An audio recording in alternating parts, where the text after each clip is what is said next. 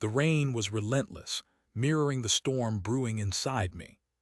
Alistair, a 43-year-old software engineer in Seattle, stared out the window of our Queen Anne home, a knot of unease tightening in my stomach.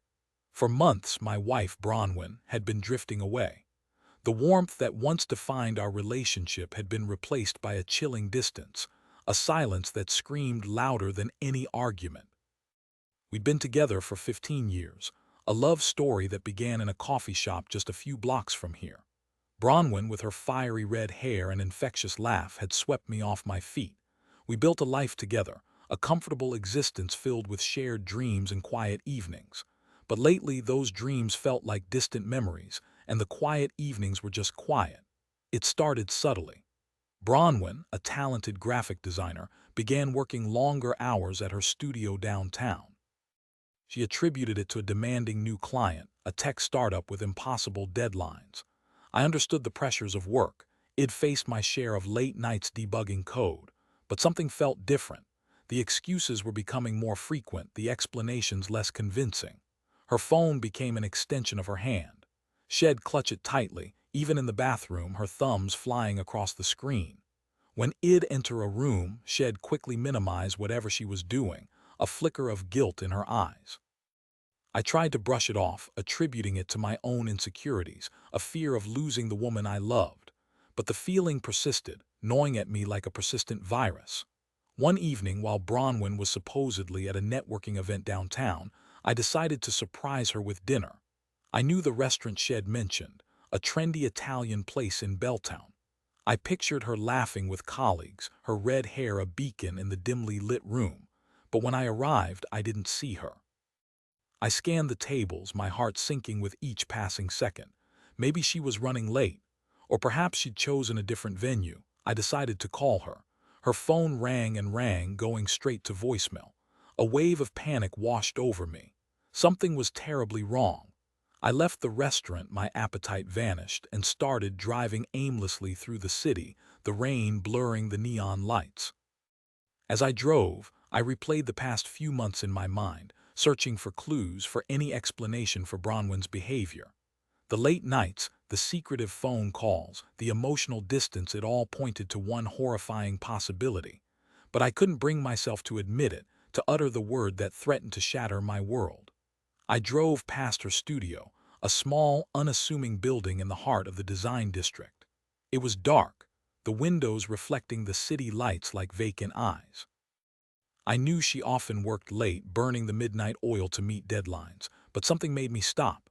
I parked across the street, killing the engine and watching the building. An hour passed, then another. The rain continued to fall, a steady, rhythmic drumming on the roof of my car. Just as I was about to give up, a figure emerged from the building. It was Bronwyn. My heart leaped with relief, quickly followed by a sickening dread. She wasn't alone. A man walked beside her, his arm casually draped around her shoulders. I couldn't see his face clearly in the darkness, but I recognized the silhouette, the confident swagger. It was Gareth, one of the senior partners at her studio, a man I'd met a few times at company events. He was charming, successful, and I now realized with a jolt of nausea, clearly interested in my wife. They stood on the sidewalk for a moment, talking in hushed tones. Then Gareth leaned in and kissed her. It wasn't a quick peck. It was a long, lingering kiss, a kiss filled with passion and intimacy, a kiss that belonged to me. The world seemed to tilt on its axis. My breath caught in my throat and a wave of dizziness washed over me. I gripped the steering wheel, my knuckles white, trying to make sense of what I was seeing. This couldn't be real. It had to be a nightmare, a cruel trick of the light. But it wasn't. It was real. Bronwyn was cheating on me. I watched as they walked down the street, hand in hand, disappearing into the night. I sat in my car, paralyzed, the rain washing over me like a cold, unforgiving shower. The pain was unbearable, a crushing weight on my chest. I felt betrayed, humiliated, and utterly alone. I drove home in a daze, the image of Bronwyn and Gareth seared into my brain. I parked the car in the garage and walked into the house, the silence amplifying the hollowness inside me. I went straight to the bedroom, the room we had shared for so many years, the room where we had built our life together. Bronwyn's side of the bed was empty, the sheets neatly tucked in. I sat on the edge of the bed, my head in my hands, and wept. I wept for the loss of my marriage, for the betrayal of the woman I loved, for the shattered dreams that lay scattered at my feet. She came home around 2 a.m., her face flushed, her eyes bright. She walked into the bedroom, expecting to find me asleep. When she saw me sitting there, she froze. "Alistair, what are you doing up?" she asked, her voice trembling slightly. I looked at her, my eyes filled with pain and anger. "I know," I said, my voice barely a whisper. Her face paled. "Know what?" she stammered. "I know about you and Gareth," I said, the words like shards of glass in my mouth. She didn't deny it. She couldn't. The guilt was written all over her face. She sank to the floor, sobbing. "Alistair, I am so sorry," she cried. "It just happened. I didn't mean for it to go this far." "Didn't mean for it to go this far," I repeated, my voice rising. "You kissed him, Bronwyn, you held his hand, you lied to me. How much further did you plan on taking it?" She didn't answer. She just continued to cry, her body racked with sobs. I stood up, unable to bear the sight of her. "Get out," I said, my voice cold and hard. "Alistair, please," she begged. "Let me explain." "There's nothing to explain," I said. "It's over. Get out." She looked at me, her eyes filled with desperation. Then she slowly stood up and walked out of the room, leaving me alone in the ruins of our marriage. The next few weeks were a blur. I hired a lawyer, filed for divorce, and started the process of dividing our assets. Bronwyn moved out, taking with her the remnants of our life together. The house felt empty and cold, a constant reminder of what I had lost.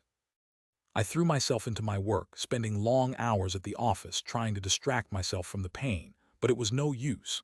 The memories kept flooding back, the image of Bronwyn and Gareth haunting my every thought. I confided in my friend Cassian, a colleague at work. He was a good listener, offering support and advice without judgment. He'd been through a similar situation himself, so he understood the pain I was going through. "Y'all get through this, Alistair," Cassian said one day over lunch. "It's going to be tough, but you're stronger than you think. Focus on yourself, on your own happiness. Don't let Bronwyn's betrayal define you." His words gave me some comfort, a glimmer of hope in the darkness. I started going to the gym, working out to release my anger and frustration. I reconnected with old friends, spending time doing things I enjoyed.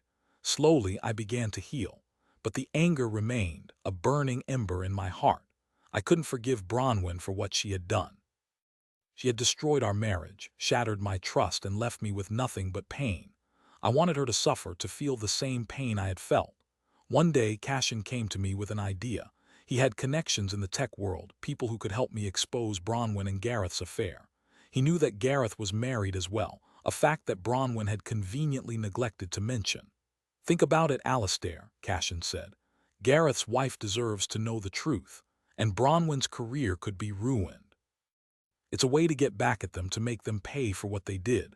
I hesitated. I wasn't a vengeful person by nature, but the thought of Bronwyn and Gareth getting away with their betrayal was unbearable. I wanted them to face the consequences of their actions. "Okay," I said finally. "I am in." Cassian and I worked together to gather evidence of the affair. We obtained emails, text messages, and even photos from a private investigator. We compiled a dossier of their indiscretions, a damning indictment of their betrayal. Then we sent the dossier to Gareth's wife, Isolde. We included a letter explaining everything that had happened and expressing our sympathy for her situation. A few days later, I received a call from Isolde. She was furious, heartbroken, and determined to get revenge. She thanked me for exposing the affair and vowed to make Gareth's life a living hell. I also sent an anonymous tip to Bronwyn's employer, detailing her affair with Gareth and questioning her professional ethics. The company launched an internal investigation, and Bronwyn was eventually fired. I watched as Bronwyn and Gareth's lives began to unravel. Their affair was exposed, their reputations tarnished, and their careers ruined. They had lost everything, just as I had lost everything when they betrayed me. But instead of feeling satisfaction, I felt empty. The revenge hadn't brought me the closure I had hoped for. It hadn't erased the pain or healed the wounds. It had just left me feeling hollow and alone. I realized that revenge wasn't the answer. It wasn't a way to heal or to find peace. It was just a way to inflict more pain, to perpetuate the cycle of hurt and betrayal.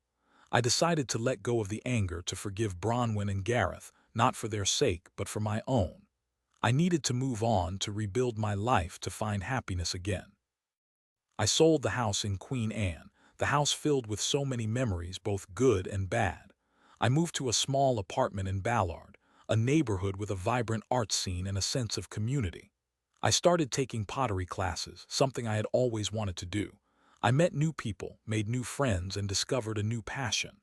I began to see the world in a different light, to appreciate the simple things in life. One day, I met a woman named Genevieve at a pottery workshop. She was kind, intelligent, and beautiful, with a warm smile and a gentle heart.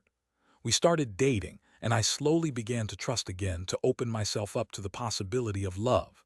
Genevieve helped me to heal, to overcome the pain of my past, and to embrace the future with hope and optimism. She showed me that it was possible to love again, to find happiness after heartbreak. Years later, I ran into Bronwyn at a grocery store. She looked older, worn down, and unhappy. She was alone, pushing a shopping cart filled with groceries. "Alistair," she said, her voice hesitant, "it's been a long time."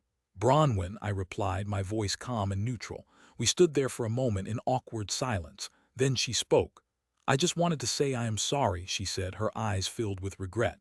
"I know it doesn't mean much, but I truly am sorry for what I did. I ruined everything." I looked at her and I saw the pain in her eyes. I realized that she had paid the price for her betrayal, that she had suffered the consequences of her actions. "I forgive you, Bronwyn," I said, my voice sincere. "I hope you can find happiness." She smiled, a sad, wistful smile. "Thank you, Alistair," she said. "I hope you do too." We said goodbye and went our separate ways. As I walked away, I felt a sense of closure, a sense of peace. I had finally let go of the past, and I was ready to embrace the future with Genevieve by my side. The rain had stopped and the sun was shining, casting a golden glow over the city. I took a deep breath, filling my lungs with the fresh, clean air. I was free. I was happy, and I was finally at peace.